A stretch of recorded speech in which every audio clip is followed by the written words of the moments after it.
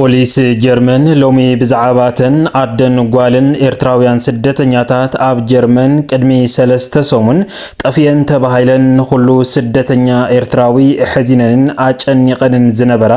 ሎሚ ግን ሓድሽ ሓበሬታ ብፖሊስ ጀርመን እናወፀ ይርከብ። እዚ ሓድሽ ሓበሬታ ድማ ዝሕጉስንን ዘጨንቅን ዝሓዘ እንትኸውን ማለት እውን እታ እስካብ ዝዓለት እዚኣ ዳህያ ተሰኣይነት ዝነበረት ጓል 31 ዕድመ ምስ ውላዳ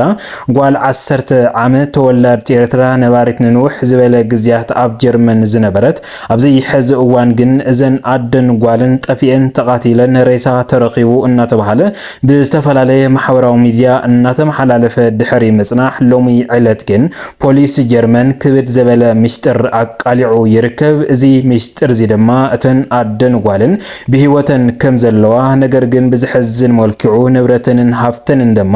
ከም ዝተዘረፈ ሓበሬታ እናወፀ ይርከብ። ሓበሬታ እናወፀ ይርከብ። እዘን አደን ጓልን ብህይወተን እስካብ ዝዓለት እዚኣ ኣብ ምንታይ ኣለዋ መንጨዊውን ተጨውየን ድየን ወይስ ብፍቃደን ዝብል ዝርዝሩ እናዋኹም ክነብል ኢና። ከምኡውን እቲ ንብረተንን ሃፍተንን ተዘሪፉ ዝበሃል ዘለኸ ብመንግስቲ ድዩ ወይስ ድማ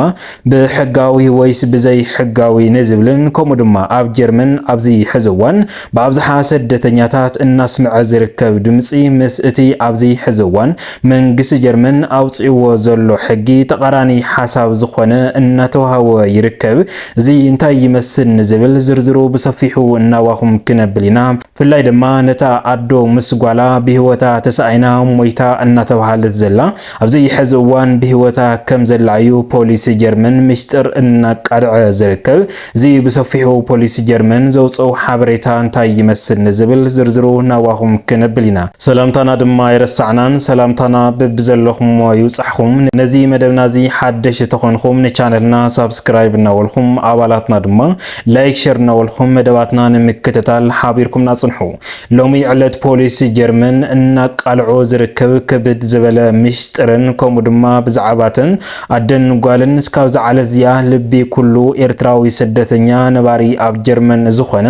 እናሰበረን እናጨነቀን እናሐዘነን ዝነበረ ሎሚ ዕለት ግን እዘን አደን ጓልን ጓል 31 ዕድመ ወላዲት ዝኾነትን ምስታ ጓል 10 ዓመት ውላዳ ዝኾነት ሎሚ ብህይወተን ከም ዘለው ንስደተኛታት ኤርትራውያንን ከምኡ ድማ ነቶም እስካብ ዝዓለት እዚኣ እናተጨነቁ ዝነበሩ ቀረባ ቤተሰብን ስድራን ሎሚ ፖሊስ ጀርመን ብስራት ኣስሚዕዎም ይርከብ ማለት እዩ። እዚ ከምዚሉ እናሃለወ ግን ኩሉ ሰብ መሕዘኒ ኮይኑ ዘለን መተሓሳሰቢ ኮይኑ ዘለን ዘን አደን ጓልን እዚአን ብህይወተን እኳ እንተሃለዋ እቲ ንብረተን ግን ንብረተንን ሃፍተንን ግን ከም ዝተዘረፈ እዩ ሓበሬታ እናወፀ ዝርከብ። እተን አደን ጓልን ኤርትራውያን ስደተኛታት ከም ዝፍለጥ ብዕለት 16/2026 ኣፕሪል ዛጊድ ልዕሊ ሓደ ወርሒ ዘቁፀረ ምጥፋእ እዘን አደን ጓልን እታ ጓል 31 ዕድመ ወላዲት ናብ ስራሕ ኣይመፀትን ተባሂላ እታ ጓል 10 ዓመት ውላዳ ዝኾነት እውን ናብ ትምህርቲ ቤት ኣይመፀትን ተባሂላ በኣርከስ እዞም ክልተ ትካላት ኣብቲ ግዜ ንሱ ማለት እውን ቅድሚ 3 ሰሙን ናብ ፖሊስ ጀርመን ኣብ ዘመልከትዎ እዩ። ፖሊስ ጀርመን እዚ ጉዳይ እዚ ተቀቢሉ ብውሽጥንን ብምስጢርን እናኣለሸ ድሕሪ ምጽናሕ በኣርከስ ፖሊስ ጀርመን ዳሃይዘን አደን ጓልን ክረክብውን ኣይከኣለን ስድራውን ክረክብ ኣይከኣለን ኮታስ ዝኾነ ይኹን አንፈት ክረክብ ብዘይምኽኣሉ ድማ ናብ ሚድያን ማሕበረሰብን ተበቲኑ ዝበለጸ ሓበሬታ ንምርካብ ተዋሂሉ ተሓሲቡ ድማ ድሕሪ እዚ ድማ ብዝተፈላለየ ማዕኸናት ዜና ጀርመን ከም ንቢል ዝበሉ እዚ ሓበሬታ እዚ ናብ ዝተፈላለዩ ማሕበረሰብ ክዝርጋሕ ተገይሩ ዝተፈላለዩ ጥቆማን ዝተፈላለዩ መረዳእታን ንፖሊስ ጀርመን እስካብ ዝዓለት እዚኣ እናተዋሃበ ከም ዝመፀ ዝፍለጥ እዩ። ፖሊስ ጀርመን ድማ ቅድሚ ሓደ ሰሙን ማለት እውን እታ አዶ ምስ ጓላ ኤርትራዊት ዝኾነት ኣብ እቲ ትነብረሉ ኣከባቢ ማለት እውን ሃገረ ጀርመን ከተማ በርሊን ኣብ ጥቓ እቲ ጫፍ ባሕሪ ማለት እውን ሬሳ ከም ዝረኸበ እዚ ሬሳ እዚ ድማ ናይ አደን ጓልን ክኸውን ከም ዝኽእል ልዕል ጥርጣሬ ሕዲሩ ዝነበረን ካብዚ ተበጊሱ ድማ ነቶም ኣብቲ ከባቢ ዝንቀሳቀሱ ዝነበሩ 3 ኣካላት እውን ናብ ኢድ ቁፅር ፖሊስ ጀርመን ኣውዒሉ ከም ዝነበረ ዝፍለጥ እዩ። ሎሚ ግን ብዛዕባ እቲ ኣስከሬን ምርመራ እናገበረ ድሕሪ ምጽንሐን ነቶም ተኣሲሮም ዝነበሩ ጥርጥራት እውን ቃል ምስክርነት ድሕሪ ምቕባልን እቲ ወዲቑ ዝተረኸበ ሬሳ ናይ እታ ጠፊኣ ዝጸንሐት ኣዶ ምስ ጓላ ዘይኾነ ተሪፉ ተወሳኺ ሓበሬታን ተወሳኺ ተወሳኺ ኣለሻን ኣብ ዝገበረሉ ድማ ሎሚ ዕለት ፖሊስ ጀርመን እታ ኣዶ ምስ ጓላ ዝኾነት ኤርትራዊ ስደተኛ ብሂወታ ከም ዘላ እዩ ሎሚ ኣረጋጊጹ ዘሎ። እዚ ድማ ንብዙሓት ስደተኛ ነበርቲ ኣብ ጀርመን ዝኾኑ ኣጨኒቑን ኣፍሪሑን ዝነበረ እንትኸውን እዚ ክኸውን ዝኸኣለ ድማ ካብ እቲ ኣብዚ ሕዚ እዋን መንግስቲ ጀርመን ዘውፅኦ ዘሎ ሕጊ ኣብ ልዕሊ ስደተኛታት ፍላይ ድማ ኣብ ልዕሊ ኤርትራውያን ማለት እውን በቲ ኣብዚ ሕዚ እዋን ዘለዎ ኩነታት መንግስቲ ጀርመን ነቲ ኣብቲ ሃገር ዝርከብ ኢኮኖሚ ጠቂሱ ድሕሪ እዚ ድማ ነቶም ኣብቲ ሃገር ዝነብሩ ንውሕ ዝበሉ ዓማውቲ ዝነብሩ ስደተኛታት ካብቲ ሃገር ለቂቆም ንክኸዱን ከምኡ ድማ ሓድሽ ንዝመጽእ ስደተኛ እውን ከም ዘይቀበል ሕጊ ዘጽደቀ እንትኸውን እዚ ጥራሕ ኣይኮነን ነቲ ኣብ ዝተፈላለየ መዕቆቢ ቦታ ጀርመን ተዓቂቦም ዝርከቡ ኤርትራውያን ስደተኛታት እውን ዝተፈላለየ ድጋፍ ይኹን ርዳእታ ክወሃቦም ከም ዘይኽእል ዝወሰነ እንትኸውን ካብዚ ተበጊሱ እዩ እምበኣርከስ እታ ምጥፋእ ኣዶ ምስ ጓላ ኤርትራዊት እውን ኣብ ልዕሊ እዛ ሰብ እዚኣ ዝተፈጸመ ገበን ኣለ እዩ ወይ ድማ እዛ ሰብ እዚኣ ካብ ጀርመን ለቂቓ ንክትኸይድ ብኣራዊት ወይ ድማ ብሸፋቱ ሞይታ ወይ ድማ ተታሒዛ ክትኸውን ትኽእል እያ እናተባህለ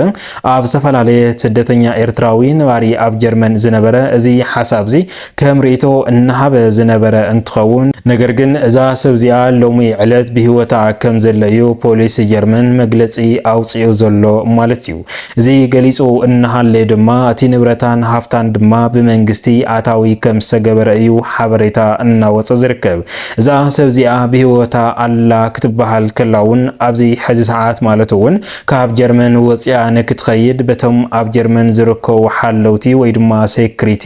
ዝተተሓዘት እንትኸውን እዚ ድማ ሃገር ክሕደት ወይ ድማ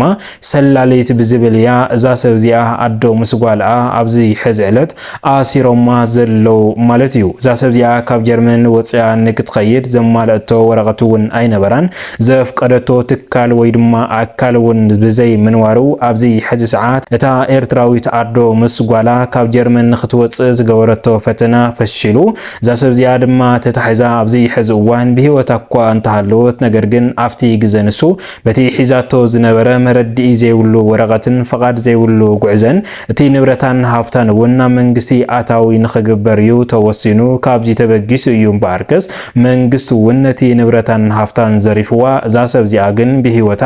ኣብ ቤት ማእሰርቲ ተኣሲራ ከም ዘለ እዩ ሓበሬታ እናወፀ ዝርከብ ዘሎ ማለት እዩ። ክቡራት ሰማዕትና ልክዕ ከምቲ ኣብ ማሕበራዊ ሚድያ እናተዘርግሐ ዝርከብ ክብድ ዝበለ ሕግን ውሳኔን ከም ዘመሓላለፈ ዝፍለጥ እንትኸውን ካብዚ ዝተበገሰ ድማ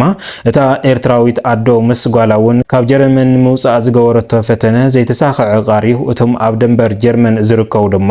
ከም ዝሓዝዋን ድሕሪኡ ድማ ዝሓዘቶ ወረቐት ሕጉ ዘማልአ ስለ ዘይኾኑ ናብ ቤት ማእሰርቲ ከም ዝኣተወት ንብረታን ሃፍታን እውን ናብ መንግስቲ ኣታዊ ከም ዝተገበረ እዩ ሓበሬታ እናወፀ ዝርከብ ዘሎ። ነዚ ዝሰምዑ ብዙሓት ስድራን ወሃብቲ ርእቶን ድማ ብሂወታ ምህላያ ዓብይ ነገር እዩ እቲ ንብረትን ሃፍትን ዝመጽእ ነገር እዩ እናበሉ ርእቶም እናቕመጡ እዮም ዝርከቡ። ብሓፈሻ ፖሊስ ጀርመን ሎሚ ዕለት ዘውፅኦ ሓበሬታ ግን እታ ኣዶ ምስ ጓላ ጠፊኣ ተባሂላ ብዝተፈላለየ ማሕበራዊ ሚድያ እናተዘርግሐት ዝነበረት ኣብዚ ሕዚ ሰዓት ግን ብሂወታ ከም ዘላ እዩ ሓበሬታ ወፂኡ ዝርከብ። ባርከስ ንመደባትና ሓቢርኩምና ንጸናሕኩም ካብ ልቢ እናመስገና ኣብ ዝቕፅል መደባትና እስካብ ንራኸብ ሰላም ሰናይ ጻንሒት ይጎረልኩም። ሰላምታ ይንዓኹም።